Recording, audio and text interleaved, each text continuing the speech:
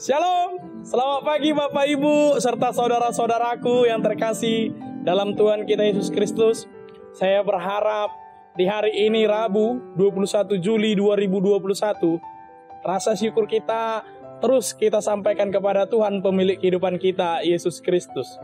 Bapak Ibu serta saudara-saudari, di tengah-tengah kekhawatiran, di tengah-tengah ketakutan yang sangat besar di hidup kita ini, marilah kita awali hari ini setelah berdoa pribadi, maka kita bersekutu dengan firman Tuhan yang tertulis dalam Efesus pasal pertama ayat yang ke-18. Efesus pasal pertama ayat ke-18. Demikian bunyinya. Dan supaya ia menjadikan mata hatimu terang, agar kamu mengerti pengharapan apakah yang terkandung dalam panggilannya, betapa kayanya kemuliaan bagian yang ditentukannya bagi orang-orang kudus. Dalam bahasa Batak disebutkan, di patiurma mata ni rohamuna, asa di botohamu rumang ni arta sihirimon, sian pajowon nai, ro disurung ni hasangapon, siteano ni aka nabadiai. Demikian bunyinya. Bapak Ibu serta saudara-saudari yang terkasih, kalau kita melihat teks kita hari ini adalah bagian daripada doa Paulus kepada jemaat Efesus. Tentu kalau kita mau melihat Bapak Ibu, kebahagiaan seorang pelayan, kebahagiaan seorang rasul, mendengar kabar dari jemaat yang dia layani itu bertumbuh secara spiritual, bertumbuh dengan iman yang selalu berharap kepada Tuhan. Itu adalah kebahagiaan yang tak bisa digambarkan. Kira-kira demikianlah Bapak Ibu kalau kita lihat surat Efesus ini di perikop yang kedua, setelah perikop yang ketiga setelah salam, itu berbicara tentang doa Paulus kepada jemaat Efesus tentang pengertian akan kemuliaan Kristus itu sendiri. Maka Bapak Ibu serta saudara-saudariku yang terkasih, kata yang dipakai Paulus dalam ayat yang ke-18 ini ada beberapa hal yang harus kita perhatikan.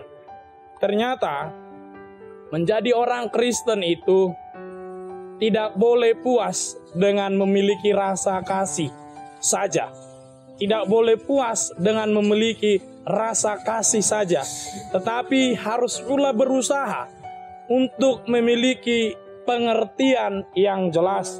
Memiliki pengertian yang jelas.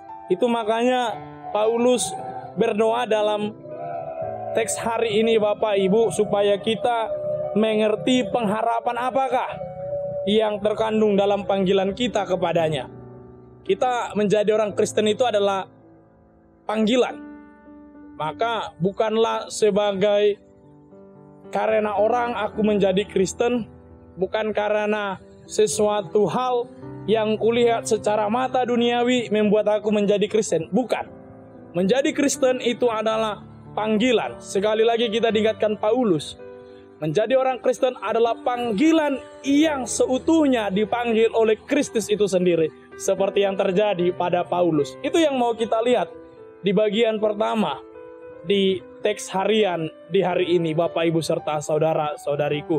Maka mengimani kekristenan sebagai panggilan, mengimani pula yang namanya pengharapan dalam Kristus.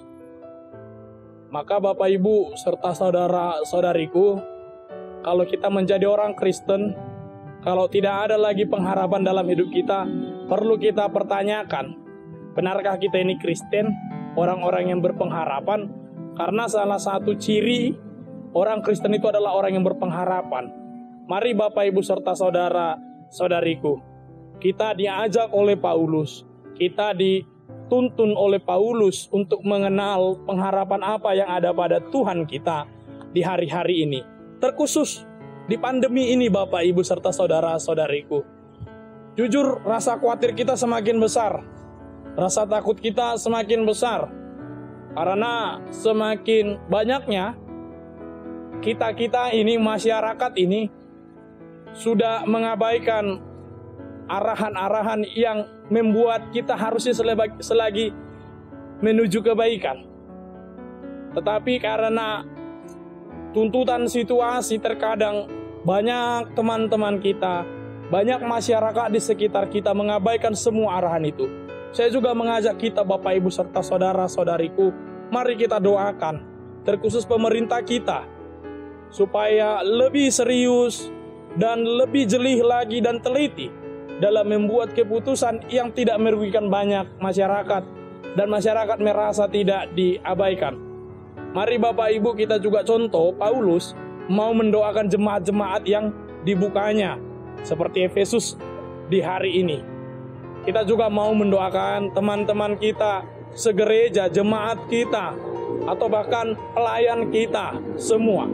Mari Bapak Ibu serta saudara-saudariku, dari sini kita lihat dalam doa kelak akan terbuka pula lah mata hati kita. Dalam doa kelak akan terbuka pula lah mata hati kita. Karena Paulus selalu mendoakan setiap jemaat yang dia buka. Kalau kita lihat Bapak Ibu serta saudara-saudari di ayat 16 di pasal pertama ini, dia katakan, aku pun tidak berhenti mengucap syukur karena kamu, dan aku selalu mengingat kamu dalam doaku. Sungguh indah perkataan Paulus yang dia imani ini. Selalu mengingat orang-orang yang ia kasihi, selalu mengingat orang-orang yang pernah ia layani, yang memiliki hubungan emosional mungkin. Itu tidak bisa ia lupakan, maka selalu ia bawa dalam doa. Mari Bapak Ibu serta saudara-saudariku, saat ini kita butuh doa yang benar-benar menyerahkan diri kita di tengah-tengah kekhawatiran yang semakin merajalela dalam hidup kita ini. Semangat kita untuk melewati masa pandemi ini. Semangat bila ada Bapak Ibu saudara-saudaraku yang bekerja dari rumah, yang bila tidak dapat bekerja, yang tidak dapat sekolah, tetaplah semangat dan berpengharapan dalam Dia. Kiranya Tuhan Yesus selalu memberkati dan menemani kita. Tuhan Yesus memberkati. Shalom.